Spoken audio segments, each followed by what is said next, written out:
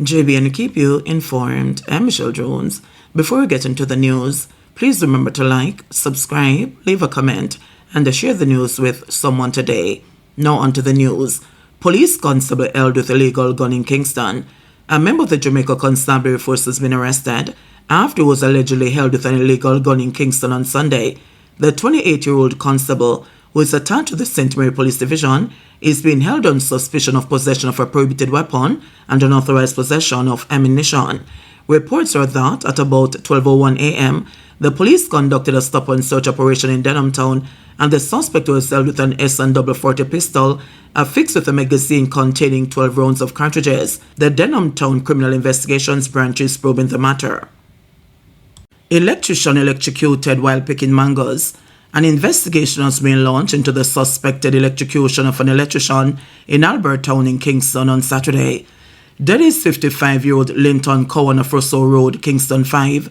Reports are that at about 10:10 a.m. Saturday, Cowan was picking mangoes with an iron pipe which got entangled with a high-tension wire. The injured man was taken to the Kingston Public Hospital, where he was pronounced dead. Elderly man shot dead at home in Old Harbour Bay. A senior citizen was shot dead at his home in Old Harbour Bay, St. Catherine on Sunday. Dead is Calvin Campbell, a 69-year-old resident of Terminal Road in Old Harbour Bay. Campbell was reportedly attacked at about 9 p.m. He was assisted to the Spanish Town Hospital, where he was admitted and subsequently succumbed to his injuries. The Old Harbour Criminal Investigation Branch is probing the matter. Maitland trial in limbo as Crown seeks green light for witnesses to testify from overseas. The prosecution is to decide whether it will proceed with the trial of Constable Noel Maitland following the outcome of 3 applications to allow witnesses to testify from overseas. The special measures applications for the court's permission are to be made on Tuesday. Maitland, who is charged with the murder of his girlfriend Donnelly Donaldson, was scheduled to stand trial today in the Home Circuit Court in downtown Kingston. However, Deputy Director of Public Prosecutions Claudia Thompson informed the judge that the Crown wishes to make the applications before proceeding, as the decision will inform whether the trial can start. She told the court that the case rests squarely on circumstantial evidence and that every witness's evidence carries the same weight. The defense, which had already been served with documents related to the applications, requested more time to respond and asked for the applications to be made on Tuesday. Maitland, who has been in custody since July 27, 2022, was further remanded by Justice Satan Pusey. He is charged with murder and preventing the lawful burial of a corpse. He has denied the allegations. Donaldson, a 24-year-old social media personality, went missing on July 13, 2022, after she was last seen at Maitland's home 2 days earlier. Attorneys at law Christopher Townsend, Chadwick Berry, Sanjay Smith, and Casey and Kennedy Sherman are representing Maitland. 16 homeless after fire sweeps through sections of downtown Kingston. 16 people, including 4 children, are homeless after a fire destroyed homes along Charles Street and Luke Lane in downtown Kingston on Monday morning. The blaze, which reportedly started around 8:30 a.m., engulfed 4 homes. Firefighters are investigating the cause. 4 units from the Rollington Town, Trenchtown, and York Park fire stations responded to the blaze. Ashari Grant, a resident of Luke Lane, said her grandson first noticed the fire and alerted her. When me look through the window of beer fire, me see, and me start ball out cause me see beer smoke. By the time I run out, the lady where fear us fire catching her, she not in there. Other people coming in and throw water, she said. Grant said she lost everything, including her chest of drawers, dresser, bed, 2 fridges, and a recently purchased deep freeze used for selling juice. Me don't know what to do now, she added.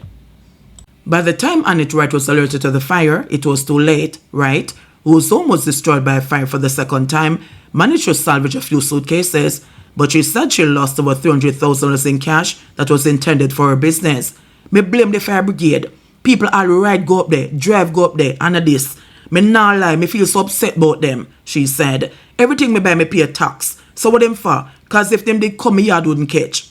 However, Valerie Dixon, superintendent in charge of operations for the Kingston and the St. Andrew Division, said the fire brigade responded swiftly. The moment we got the call, we dispatched the units, and more than 3 stations would have responded, she said.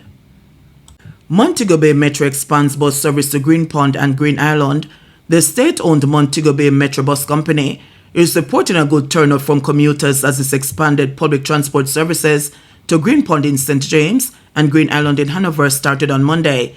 Despite some students sticking to their usual travel methods, the Metro bus service commenced promptly at 6 a.m.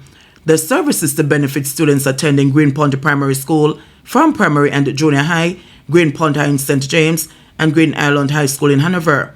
2 new buses have been added to the company's fleet, increasing the total to 20. Nashu Lelievre, acting GM at Montego Bay Metro. We notice you have expanded a new route. Talk to us about that. Okay, so in recent times, as you are all aware, the Minister of Transport, the Honorable Darrell Vaz, would have made an announcement about 3 or 4 weeks ago in regards to the expansion of the services being provided by the Montego Bay Metro in Western Jamaica. At that particular time, he would have indicated that the Metro will now be operating from Lucy to Negril, along with downtown Montego Bay coming to Greenpond, Cornwall Courts area. That is something that he has indicated in the past, and we have made all the efforts to ensure that we did our assessment. The minister recently donated 2 brand new buses to the Montego Bay Metro to provide the services for these communities. What has been the experience been like first day of operation? The experience has been very good. There was an influx of students and adults coming on the buses this morning because the fares are extremely cheap. So what would happen is that typically coming to Greenpond High School from downtown Montego Bay is $140, and our fares are $50 for children, the disabled, seniors, and for adults it's $100. So because of the discount in fares, we have got a good turnout this morning. Equally to know is that our rides are very convenient, on time, safe, reliable, and passengers are transported in AC buses. KSAMC cites improvements in post-carnival cleanup.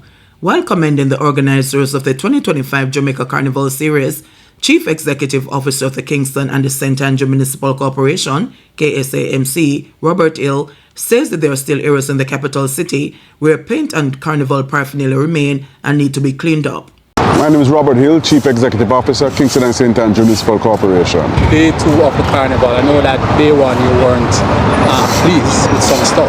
Can you just give me your assessment of it? Well, I must say that it has been a vast improvement in terms of the cleanup of the painted areas that were inundated, particularly coming from the complaints from residents along the route that the Juve persons marched. There are still some areas that need attention. We did an assessment just tonight, and we realized that some carpet places are still marked with the Juve paint in the New Kingston area, generally speaking, and in Halfway Tree as well. Road signs?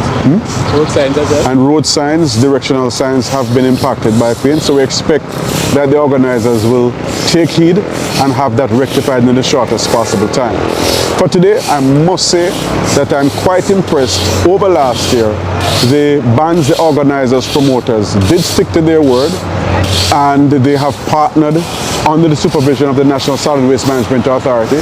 As you can see behind me, I'm on Tobago Avenue right now, where the cleanup is in place. We're about around 10 o'clock, and this has been going on since the reveling would have ceased earlier today. The plan was, of course, to have the cleanup crews appended to each band, so as the revelers would have passed, the cleanup would have begun. So what we're seeing here is the evidence of a conjoined effort, and one that has borne fruit to ensure that the city is back to normal as best as possible. Approximately 3 billion tons of solid waste is generated globally. Taking the recycling message to schools, with the recent one being Arbuthnot at Gallimore High in St. Anne, is just one of the many initiatives of the National Solid Waste Management Authority, NSWMA, in maintaining and protecting our surroundings. And in so doing, students are encouraged to become recycling heroes. Recycling is important because recycling helps us to reduce the amount of waste that is out there. Plastic is very, very tough. It is by nature one of the hardest substances to break down. I am telling you that we must organize ourselves as a people, as a community, to do recycling. Because when we do that, we are protecting the environment. But we are doing more. We are saving lives. We are doing even more. We are making life more affordable for the next generation. One of your colleagues mentioned turning plastic bottles into flower pots. You can turn old t-shirts into bags. There's so many ways, and the possibilities are endless with you, the future of the country. To drive the message home, students were challenged to create items from plastic and cardboards. Recycle more and see what I can do with plastic bottles and all those other things, and throw them in the cart bins if I don't have any use for them. Most of the times, plastic bottles block the trains, cause a lot of damage to the country, and most people are complaining about it. We should recycle the bottles and maybe make craft ideas out of it, or sell it to the NSWMA company, and they will find proper use for it. Consider the amount of lands that we have to dedicate to landfills. We could use less trucks, have less acreage for disposal site, and cost the taxpayers far less in their hard-earned dollars if we practice recycling. We have to start with the children. The children is the future, and once the good habits are inculcated in them, then we expect it to be replicated going forward. They will teach their children the right thing to take care of the environment so that we have a sustainable future. No dirty up about now, please don't we. No dirty up Jamaica, no dirty up Jamaica, no dirty up Jamaica, pretty clean.